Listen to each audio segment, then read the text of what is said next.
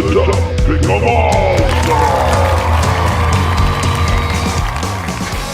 Hello and welcome back to the Duff Pickem AllStars. Skinnnns, ICEHOUSE'S, the Commish at the bottom here. With good, better, best, I'm the Orange Peanut. We're here to talk about Pick'em for the, this is January 6, 2026. This would be playoffs week 1 of the 2025 season. Happy New Year. Merry Christmas. Happy Kwanzaa, Kwanzaa, or whatever the hell people call it these days. With as many holidays in one day as possible. Not offensive. Did you guys have a good holiday? I did. We did. You did. Chris came down to our house for Christmas, and then we went to our sister's for New Year's. Oh, that sounds good. And then, Commish, you had a good holiday? I did have a good holiday. I spent about 2 weeks here in my house. Time off. Excellent. We had I a didn't good go holiday. anywhere, baby. It was fantastic. Yeah. We had a good holiday as well. Spent the time here in the house with family from LA and Ann Arbor. Hopefully you guys are liking, commenting, and subscribing and wondering where your hat is at this point. That would be my guess of what's happening there. I thought you went to a hockey game one of the weeks that we didn't record. We right? did, yeah. So I missed recording 2 weeks. The first week was because we were at a Cleveland Monsters hockey game, which is the AHL feeder team for the Columbus Blue Jackets that play where the Cavaliers play. They're the only AHL team that shares a stadium with the major league team, which is kind of a cool thing because they put on a great show. It's an NBA style show when you're there, and then the week after that was somewhere getting close to New Year's, and I can't remember why I missed that day. I think you had the family in from out of town. Yes, it was a literal madhouse in the house, was what was happening. So my apologies. These guys were here, but they didn't have the record button. But we are here now to talk about what happened. Oh boy. Let's Commish. Do you see what happened last week? It's a shame we did not record what happened last week because people could have made some money off my picks. Yeah, look at that. Look at what happened last week. Commish, do you have last week pulled up at all on your charts? Give me a second. I can get it pulled up. I'm going to shift up a row so we don't see the bottom embarrassment here. That way we see people who made their picks. There we go. Oy, yeah. Oh, that's not where I want to be. Yes, that's where I want to be. Wait, shift down a little bit of a row, JV. I don't know about this, do I? There's all the rows there. The last week of the NFL season, which was a complete up for grabs in terms of a lot of these games were meaningless. Some of the games had some meaning, and some of the games that did, the teams didn't play their starters, so it didn't really matter. You had 1, 2, 3, 4, 5, 6, 7, 8, 9 underdogs. 7 favorites were the correct picks. Let's see. Both Tommy and Eric made none of their picks. JV, you made half of your picks. Then the remaining 4 of us that did only got 3 wrong, totaling 114 points on the week. Groady was 74, me was 68, Boss was 64, and your half picks, you got 52 points. So, I mean, if you had the other half, you might have got 104. We all got, for those of us that did make picks in the later half of the day, we all got Buffalo, the Rams, and New England correct. Kevin was the only one who had Detroit right. Stan was the only one who had Denver correct. Kevin was the only one that got Baltimore wrong in those picks in the early half of the day. We all had Cleveland correct. Boss was the only one with San Francisco and Tennessee, both wrong picks. Stan was the only one with Houston, but Stan was the only one who also had Carolina, and that was the correct pick. The damn missed extra fucking point. Otherwise, Tampa wins by 3. So, and then for the season, as it stands, Groady, barring him not making any picks throughout the playoffs, he's probably going to run away and win this as he's got 1,120 points. Stands at 993, followed by me with 981, followed by JV with 950, Boss with 914, Tommy with 815, and Eric with 790, bringing up the rear. Bringing up the big rear for that. Groady running away with it. lot of other smart picks. Yeah, I had an oh crap moment literally 7 minutes before I think the Bears game started, and I was like, oh no, I gotta make picks. I forgot about all that. Yeah, so that's why that is what that is for me here. But let's raise our glasses up to Skinnnns. Skinnnns for the wins. There's my camera right there, making picks the right way, making money picks.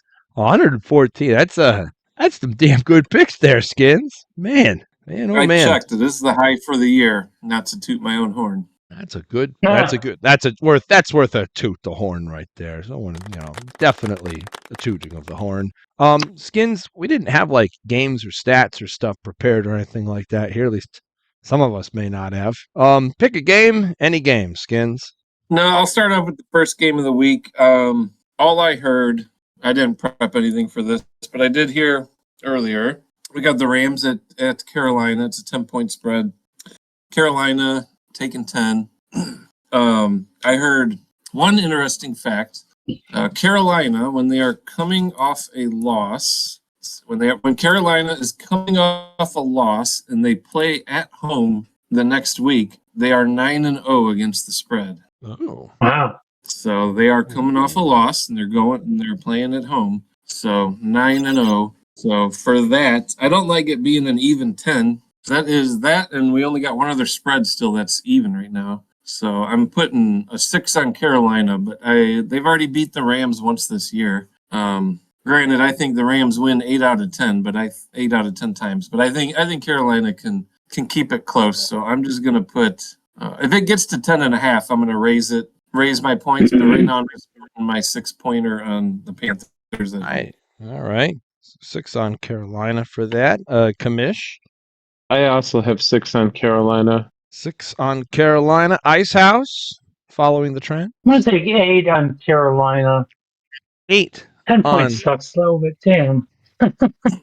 I need to be a contrarian to make up some points, so I will put 6 points, the lowest points on the Rams. Honestly, I think the Rams' defense is good. I know they're traveling a whole lot, but Carolina, you almost didn't make it here. You needed the Falcons to beat the Saints in order to make it into where you are at right now. That was a weird series of events. Even though Tampa Bay beat Carolina their last game, it came down to 2 other teams in their division, depending on who won that to see who went on. So you don't belong here, Carolina. You get out. Well, for what it's worth, I'll throw it out there real quick. I'm pretty sure Yahoo uses BetMGM, and right now they have it at 10.5 at -110 for both sides. So, okay. like, it'll probably move to 10.5. All right. Unless, I mean, we still have a few days, obviously. Fair. Fair for that. Keep an eye on. Commish, do you want to pick a game here? Sure. I'll do Buffalo, Jacksonville. Yeah, let's go Buffalo. What do you know? I don't have anything prepped for it, and I actually don't even have any stats or tidbits. But it's one of those things where, you couldn't have expected New England to play as well as they did this year. Unfortunately for Buffalo, that meant they didn't win the division. But given how the AFC has shaken out, where there's no Mahomes, there's no Burrow, there's no Jackson. I'm not saying Jacksonville should be a pushover and Buffalo should outright win this game, but Josh Allen hasn't been able to get past Burrow, Mahomes, or Jackson in the playoffs to get to the Super Bowl. With those 3 not in there, I'm not saying Allen should have no excuse because it's not entirely up to him, as it is a team sport, and I think it's ignorant to think otherwise. But given the kryptonite of the teams that he's played against, they're not there. I don't know. If Buffalo doesn't make it to the Super Bowl this year, clearly that team needs to, do something. Yeah. But, I mean, users, they got 50-50 on Jacksonville versus Buffalo. I got 14 points on the game. I think Buffalo's going to win. 14 points on Buffalo for that. ICEHOUSE? Only get 6 picks, so I'm trying to do let's see. some calculations. I'm gonna I'm gonna put my 6 on Jacksonville on this game. I'm going 6 on Jacksonville. I got a strategy. And I'm Oh. just trying to figure out. He's got a system. This week. He's got a system. I don't know what update it's on at this point here. I don't even know if his system administrators know what update he's on, but he's got a system. I think Josh Allen and the Bills are a mighty team. Jacksonville clearly has something going. I'm going opposite Commish, and I am putting 14 points on the Jags. Oh, come on. You got to go max points. Get out No, of here. no. I got max points reserved for another team. I have another max points reserved for. Get out of here. It's just, Skinnnns. Let's see. Is this my max? No, not my max. I have 12 on Jacksonville.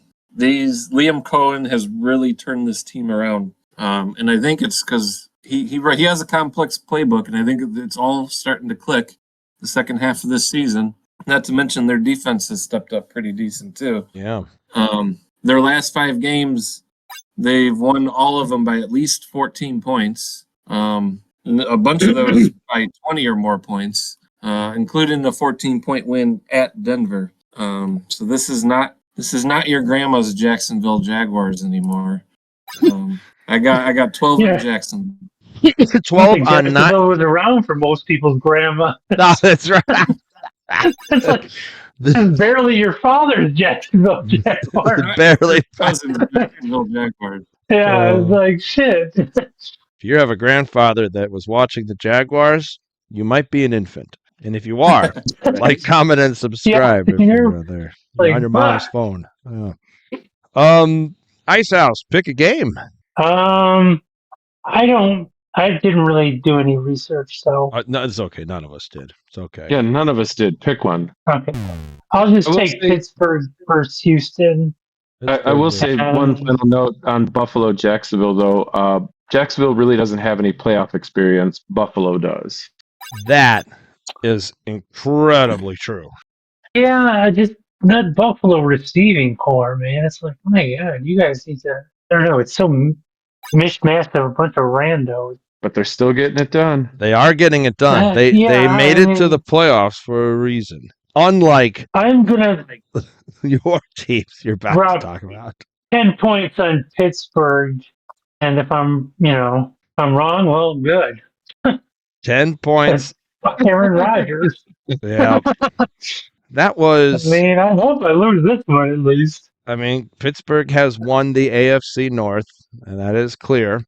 Though I feel like you were running a race where everyone else was kind of walking. No, I mean the Ravens were in it. They were trying with that. I mean, the Ravens should have won it, but Yeah. it's I mean, I'll give Aaron Rodgers credit for at least getting his team to where where he got him. It's like, okay, he wasn't the greatest, but he certainly wasn't the worst or the reason they didn't. They got where they got because of him. I disagree. It is what it is. I don't like saying it, but I am putting 8 points on Houston. You go wash your mouth out with soap. Aaron Rodgers, you're a poopy person, and I don't like you. well, Skinnnns. yeah, I mean, he's a piece of shit, but doesn't mean I can't give him credit for what he did. Yeah. He didn't have an awful season. I mean, if he comes back next year, I'm sure he'll have a terrible season. But hey, that's what I hear and there.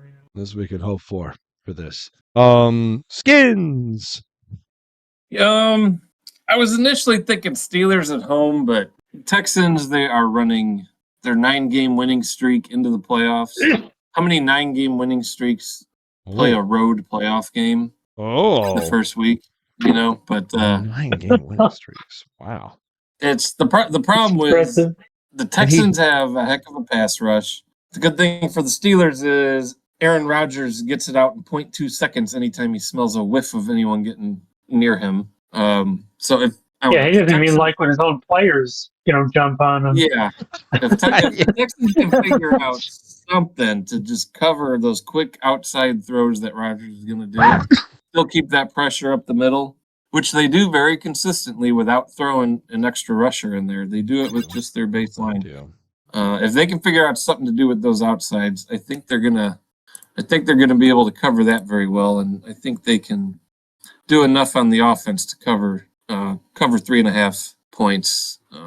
So I got 10 on Houston. 10 on Houston. So that would put 1 on Pittsburgh, 2 on Houston. Commish to you. I don't know. Houston's offense hasn't exactly been lighting up the scoreboard. They're pretty much reliant on their defense. And while Pittsburgh's defense, because of their salary, they should pretty much be the top defense in the league, and they haven't, but they've shown they can be. I think if Pittsburgh's defense gets any momentum at all, like this could be a low-scoring affair. DK Metcalf will be back for the Steelers, so he's going to have that weapon at his disposal, which it seemed like in the later games prior to a suspension, he and Metcalf were getting on the same page. I do have 10 points on the game, and I initially picked Houston, but I think I'm going to switch to Pittsburgh because I think it's going to come down to 3 points. All right. Yeah, I like that 3.5. That extra half point on the 3. Yeah. Mike on the Fantasy Footballers was talking about an interesting quote that I had heard. That the Steelers are one of those teams that don't utilize a tremendous amount of niche skill of any one player. They fairly evenly distribute all of the players to equally play the game as a team. They are one of the best teams where everyone seems to kind of just be together. No, it's not like in Minnesota. You think Minnesota, oh, they've got Justin Jefferson, they've got a deep threat and a wide receiver threat who is really, really good. So or it's not like the Browns who have Myles Garrett who got that sack record where it's like, oh yeah, double or triple team him, and I think we're pretty much taking care of them. The Steelers just are a good overall with that, and I agree with that. With the exception of Aaron Rodgers. All right. I get to pick a game, and there really is only one game I really want to talk about, which is where my max points are going to be going. Obviously, I'm putting max points on the Chicago Bears playing in Chicago against Green Bay. Forecast is calling for snow. That's even more exciting, in my opinion, for this game. Currently on Yahoo, 72% of everyone are picking the Bears. If you look around the world and around the United States, most places are picking Chicago to win this with the 1-point differential going Chicago's way. We were talking before we were recording. The Commish brought up an excellent thing, and I hope there's more stats than what I could bring up for this here, but the Commish brought up something that we did not think we would be here. Everyone was kind of like, oh, we're going to have 7 or 8 wins, and we're just going to be kind of like still a rebuilding team, and we have turned into this surprise threat where we have taken the first seat in the North, and it feels good to just be here. I want them to win against the Packers. I want them to continue on into the playoffs, but we are so much better than where we were in all of the previous years that we've been doing this show. It is exciting to have the Bears here. I hope they win. They look like a team. They look like they're being coached well. I love the 2 tight end threat, the Cole Kmet, Colston Loveland threat. Like, they can block. They're mini Gronks. I like the 2 running back combo that we've got as well. We're utilizing wide receivers. Caleb Williams looks like he's throwing things in lasers at times. It looks great. And then the defense and the special teams have all really stepped up in the last part of the season. So I'm going to be putting a max points on the Chicago Bears for that. Skinnnns. And he's muted. He's still muted. There you go. Excellent. Wow. Next. Chance to be contrarian. Yes, I am going to be contrarian, and I will be more than thrilled with the Bears winning. But I'm going to hedge my bets on this one. They should get Dontavian Wicks back from concussion. Josh Jacobs with his knee contusion will be coming back. And they've had their most consistent offensive lineman, LaFleur. He's coming back he's been out 3 straight games. He should be coming back too. So what gets me is Josh Jacobs coming back. They're getting their best offensive lineman back. Not to mention, you said slight chance of snow or rain. The winds are going to be swirling as well. So I don't see a lot of deep passing. I see some close running games. I think Jacobs can do that. I think this game will be close. I think it'll be, well, it's a 1-point spread, so it'll be 50-50. So I'm only putting 8 on Green Bay here. 8 on Green Bay. All right. Commish? Yeah, I have my max points on this game as well, and I got it on Chicago. Green Bay's riding a 4-game losing streak. Morale is low. And while the Bears are on a two-game losing streak, if the Bears offense can play how they did against San Francisco, Green Bay doesn't stand a chance. Yeah. Offensively, yeah, they're getting Jacobs back. That's great. He wasn't the issue as to why they're losing.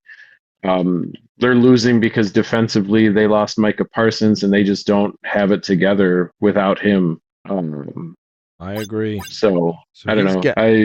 I would really love it, obviously, if the Bears won. That would be fantastic. I can also see with the playoff inexperience on the Bears side, them not being completely ready for this game and losing. But, I'll still be happy. In what? The Green Bay loss, the San Francisco loss, even hell last week to Detroit, the Bears had opportunities to win those games. In fact, in both San Francisco and Green Bay, the Bears had the ball at the very end, and they score, they win. So this season has been a great success in terms, and a surprise success in those regards. So maybe we get another one more surprise. Maybe we get 2 more. I don't know. Either which way, however this game goes, I'm still happy as hell for the future of the Bears. Hell yeah. Hell yes. That's 2 max points on the Bears, 8 points on the Stinky Cheese. Icehouse, where do your allegiances lie? I gotta go with a dozen on the Bears. A dozen on the Bears. I want to bet on Green Bay just so I can be happy when I lose. But I'm gonna, it's like I want to put my points on the team that I think is gonna win anyway, and obviously the team I'm rooting for. So it's like, There we go. All right. it kind of works. It works with my system this week. So it's like I don't want to go against that part. I have a plan going into this week, so I'm just gonna stick with that, and that means I have to pick the Bears. So. All right. So it's 3 of us on the Bears, and the literal cheese stands alone, Skinnnns. But Skinnnns did win big last week. I'm raising my glass to Skinnnns for getting the points that he got for that. Skinnnns, I know there's 2 games left. Did you want to pick one of them here? I'm going to pick New England at home against the Chargers here. New England's favored by 3.5 against the Chargers. Sunday night, 7 o'clock. I like New England. I got my max points on New England for this game. My, oh my. But really, I have a bet already made for this. I got it at 45.5. I like the over on this game for 45.5. So if you are listening and do want to place a bet, that is where I have my only money of the week so far. There it is. But I also like New England covering, and we'll just say final score 38-30. All right, I like it. I like it there. All right, so we got a max points on New England. Commish? I have 12 points on Los Angeles as my predicted final score is New England 28, Los Angeles 27. Oh, Covers the over. That's 2 covering the over here. That is 2 covering the over with it. Okay, Icehouse? I'm going to go 14 on New England. 14 on New England. And I will be joining with a high on New England. Well, not, I guess, quite so high. 12 on New England myself. I think they're just a... I mean, you got Los Angeles, doing a cross-country flight. That's always, I always like the home team in those cases. Yeah. No, but that doesn't hurt nothing. That is a definite... Same thing, with the final game, I guess. San Fran versus Philly. Same story. Yeah. Playing in a hostile environment, taking a long-ass flight. It's only 4 hours, 5 hours, I guess. Yeah, 5, I guess, from West Coast to New England. There's some long flights. Stink, but there's no really early game or really late game or the long. Yeah, so it's not terrible. I mean, 5-hour flight's not great. Yeah, it doesn't affect the body clocks, but they're you still got to deal with the long flight for Well, and it's west to east coast, so their body is on an earlier time. Like this game is yeah, 7 o'clock, it's almost which is that's it's true. 5 o'clock for them. Yeah, so I guess that one, the other way would be worse. So, yeah, I mean, I don't know. That one's kind of too big of a deal, I guess. I think none of the games really have a body clock issue, just travel issue. Yeah. Buffalo I mean, has I'm got still to gonna travel down to Jacksonville. I'm pretty sure both those. That's got to be at least a 3-hour plus flight. Then they're both. And it depends on when they fly out. Yeah, I figured I'd probably give them a few days to fuck around and wherever. Yep. Yeah, they're all flight. Actually, every team has got to fly a long distance except for the Packers and the Bears. Hopefully we can create a little bit of some construction for the Packers to have to go through. Oh, wouldn't that be sad? Yeah, maybe it's like, oh no, there's an accident on the highway down from Green Bay. Oops. Yeah. Yeah, I I'm have gonna a sit here feeling for a they're while. still flying as close as they are. Probably, yeah. Yeah, somebody- it's still like a 4-hour drive at least from Green Bay to down to Chicago. Somebody slipped some They're probably Mirror just into flying a Jordan private Love's fucking glass. jet. Yeah, they might I put the got a- equipment on the bus, but not the players. Yeah. Yeah. There is one game left. So I figure we might as well cover it. Anyone know anything about the Philly San Fran game that's worth a mention? I did Google why the spread moved a point, and I guess it's on the idea that Trent Williams might not play, or if he does, he'll be at not 100%. So whatever that's worth. All right. There is a very marked difference when Trent Williams does not play and when he does play at how well they do. So yeah, I believe it's a hamstring injury. So yeah, if he doesn't it's not play, gonna be right. Even if he does, it's like he ain't 100%. So like, that's not awesome. they need him playing in Philly. Regardless, the homer in me is picking San Francisco for 14. So 14 San Francisco. Commish, you want to weigh in? I got 8 points on San Fran. Like, I don't know, San Fran, I'll give them 1 week in the playoffs where this, in spite of their injuries, they're going to pull off something. Yep, I'm there with you on that. Ice House? I have max points on the Eagles. Oh my! The system says max points on Philly? That's your football doesn't make sense. Why pick. have you forsaken me? Yeah, really? No kidding. Jerk. I'm putting 10 points on the Niners, and no, your system's making me feel bad. Come on, John. You're not going to back your football team, your fantasy football team, and just go with the Eagles? No, they haven't helped me very much. Disappointed you that much? They have disappointed me that much. I mean, like, legitimately, it seems since Thanksgiving when the Bears beat the Eagles, and even prior to that, the Eagles are on a downward trend and are, I want to kind of say, falling apart, is what it feels like from the outside. It's in Philly. Come on. I mean, what's the worst that can happen? They all riot when they lose? I mean, I think that happens no matter what. Yeah, it's like, that's true. They riot when they win. Who gives a fuck? I love it. No, I'm not backing. I know I've got AJ Brown, Goddard, and other folks on the Eagles. My team is like 4 Eagles, and I'm not backing them up. I'm done backing them up. I don't think I'm going to keep you. That's fine. I'll take my 16 while you all sit back and. Oh no! You're like, damn, he was right. Damn, that's right. Speaking of Goddard, I thought he did have an injury, but he does. He does have an injury. I forgot what it is, but he's not practicing. That's good. Yeah, he's an Eagle. That's what I was just thinking. I was like, yeah, the dude plays for the Eagles. That's a fucking mental injury right there. What mental injury. What was that? That Eagles collapse one year where they just I think they started the year 7-1, 6-2, and then they just went 2-7 the rest of the way, and were just they were looking like the most dominant team in the world, and then they just completely fell apart. It was a train wreck in slow motion for 2.5 months. Does anyone remember what that was? I don't remember. I don't. A couple of years ago. Yeah, it was obviously not last year. Yeah, it was fairly recent, 2 or 3. 2020. Yeah. Oh yeah, they went from 10-1 to losing 6 of their last 7. Wow. Yeah, 10-1. Lost 6 of their last 7 games. They missed the NFC East title game. And they got bounced in the wild card by the Bucks. Yeah, that was a fun year. Egads. I mean, most of my years are not rooting for Washington. They're just more rooting against Dallas and against Philly. So that's how I mark my successful years. Nah. Not when Washington does good, it's when those teams do bad. So And 23 then was a good year. when Scatterboo and the Giants gets here, you're like, well, all right.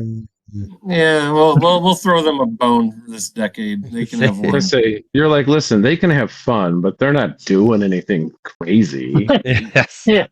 Oh, that's good. Hey, if you've watched the show this far, hey, leave a comment in the comment below. We'll answer the next question that someone asks, assuming that it's at least rated PG-13. Around the horn wise, you got Skinnnns with 16 points, Icehouse 31 points, Commish 34 points, winner of the week for this. Thanks, folks, for listening. We'll catch you around on the next one. See you later. Bye bye.